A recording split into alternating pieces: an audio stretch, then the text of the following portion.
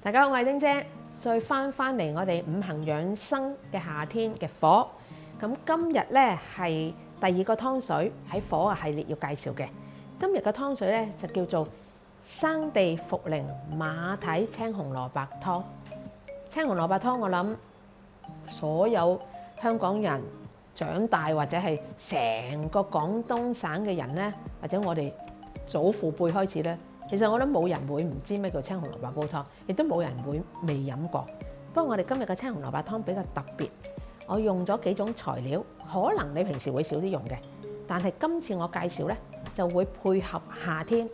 配合夏天係咩？清心火，涼血清心火。咩叫涼血啊？就係我哋有陣時夏天摸自己嘅手，同冬天摸自己嘅手個溫度有冇唔同？一定有唔同。冬天摸嘅手其實係凍啲嘅，就算你着幾多衫。夏天無論你着幾少衫，隻手都係熱辣辣嘅。咁呢啲咧就係講緊我哋嘅血氣、血液循環。所以涼血嘅意思就係你熱辣辣，成個身都好滾。你唔應該話衝入去冷氣間就飲杯凍飲，你可以係其中一個方法，但係你都要將嗰個心火咧，用一啲食療咧去降咗落嚟。咁今日我哋介紹一種材料，個樣咧我很醜，但係我功效咧就好美麗。呢個咧叫做生地。唔知有冇聽過一個叫大山地煲豬肉湯？啊，又係那些年咧，我嗰個年代咧，睇粵語長片啦，或者睇一啲懷舊劇集仲聽到嘅。通常係咩人飲㗎？大山地煲豬肉湯，通常係一啲苦力啊，甚至係碼頭一啲搬運工人咧會飲嘅。原因係點解？頭先我都講咗涼血，因為你諗下一個碼頭叔叔搬運嗰陣時候，或者一個物流哥哥去搬運嗰陣時，佢一定係除大赤啦，除晒衫，佢都仲熱辣辣嘅。所以嗰啲火咧，我哋叫心火咧，由個心發出嚟。咁所以咧，呢個黑掹掹嘅山地咧就有呢個作用啦。嗱，頭先我話我很醜，但係我咧其實好甜嘅。好甜嘅意思咧就係食落去咧並唔係苦嘅。通常啲人諗住黑面掹啲嘢，冇啦，實苦嘅，唔係。嗱，有生地咧就有熟地喎。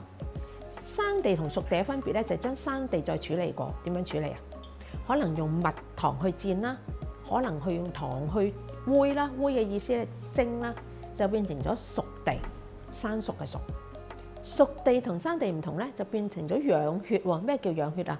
即係原來冬天咧就應該咧飲熟地嚟煲湯，夏天咧就要生地嚟煲湯。同一樣材料有兩種唔同嘅功效，其實咧喺中藥世界係好普遍，有機會再同大家分享。好啦，我哋頭先講，我哋今日比較特別咧，青紅蘿蔔個個都識，生地你比較少。仲有呢樣嘢，呢個係咩啊？呢個係茯苓。跟住你又會問啦，丁姐，呢啲茯苓咧係一粒粒，我見到藥材鋪有啲茯苓係一卷卷嘅，咁其實係咪同一樣嘢？同一樣嘢，只不過製造商或者生產商將佢變成咗唔同嘅狀態。而家你會買一粒粒嘅比較多，因為處理上面比較易啊。何謂處理啊？即係賣嗰陣時，你拎佢翻屋企咧，唔會好容易紮扁，於是損耗咪低咯。咁所以而家好多咧，由即係生產開始咧，就將佢壓成扁嘅卷狀嗰啲咧，仍然係有嘅。咁通常咧，我哋會叫雲苓或者茯苓。點解叫雲苓啊？呢個同產地有關啦。雲南出嘅茯苓就叫雲苓。咁所以咧，你會見到一盒盒，你見到好似好脆好脆，一攣就碎嗰啲咧，就係雲苓，即係茯苓。同呢個其實一模一樣。正如我頭先講，一攣就碎。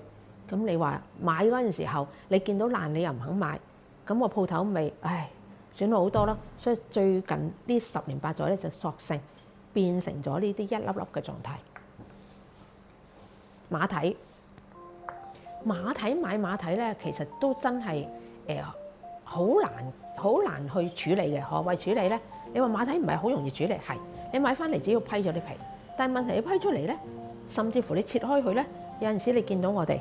我而家隻手洗乾淨啊，用手俾大家睇下。點解呢個好似崩咗我都要？因為裏邊你見到有啲黑咗，我唯有切走佢。但係其他部分又 OK 喎。我頭先喺度準備嗰陣時，都同工作人員講，一個馬蹄一個栗子咧都有少少難搞嘅。你買翻嚟好靚嘅外形，但係你切開就知道，哎呀，原來唔係嗰回事。咁馬蹄咧就係夏天嘅。夏天點解用馬蹄啊？馬蹄就係有配合涼血嘅作用啦，好清涼嘅。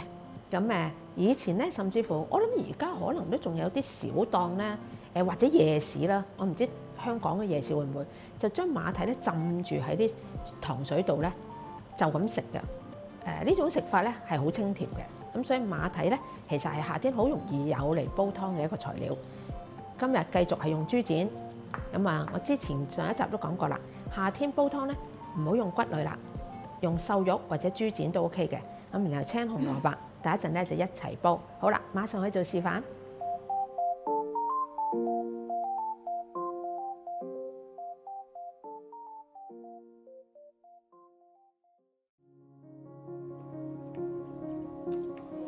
好，我哋開咗火先，啲水滾咗啦。我哋先擺嚿豬展落去啦。咁有啲人中意咧將嚿豬展咧用鹽醃咗過夜，我自己唔中意嘅，因為咁樣咧你控制唔到個湯咧嗰個鹹度啊。尤其是而家我哋都減鹽咧，所以千祈唔好咁做。好啦，跟住咧就落埋青紅蘿蔔。好，咁你會問啦，哇走咗添，擺喺度先。你會問青紅蘿蔔咧，其實除咗咧係顏色唔同，功效上面有冇唔同？有，其實功效上面有唔同嘅。青蘿蔔就可以化痰理氣。咩叫化痰理氣？有陣時你有啲痰好似喺度頂住焗住咧，青蘿蔔就呢個作用。咁然後紅蘿蔔咧，我哋叫做和胃和中。咩叫和胃咧？有啲人咧食咗寒冷嘢，或者咧叫做太寒嘅嘢咧，嘅。咁紅蘿蔔咧就唔係喎，保護翻我哋個胃壁喎。咁所以咧，紅蘿蔔係一種咧好健康嘅食材嚟嘅。好啦，跟住落埋啲馬蹄啦。啲馬蹄咧第一陣煲完咧，食嗰陣時仍然好好食㗎嚇。咁唔好嘥，唔好唔愛佢。淮山用生曬嘅淮山擺落去。淮山嘅好處咧就係夏天好中意落淮山。其實我一年四季都好中意落淮山。淮山嘅好處咧就係健脾化濕，即係話你有啲濕啦，於是你本身咧已經唔夠氣，又唔係成日做運動嘅咧，咁你就要落淮山。咁頭先落去嗰啲叫做茯苓啦，一粒粒嗰啲茯苓。茯苓本身嘅作用就一定係去濕㗎啦。咁仲記唔記得我頭先講啊？我很醜，但係其實我好靚嘅，係啊，就係呢個就叫做山地。你見到山地咧，佢本身真係黑到咧，浸完咧、洗完咧都仲有啲墨汁咁嘅色。咁所以呢個湯咧本身煲完咧，佢係少少深色嘅，但係唔會好深色嘅，因為仲有其他材料。好啦，咁咧我哋擺晒落去咯。咁第一陣又係啦，夏天嘅湯水，個零鐘之後咧就可以飲啦。第一陣見。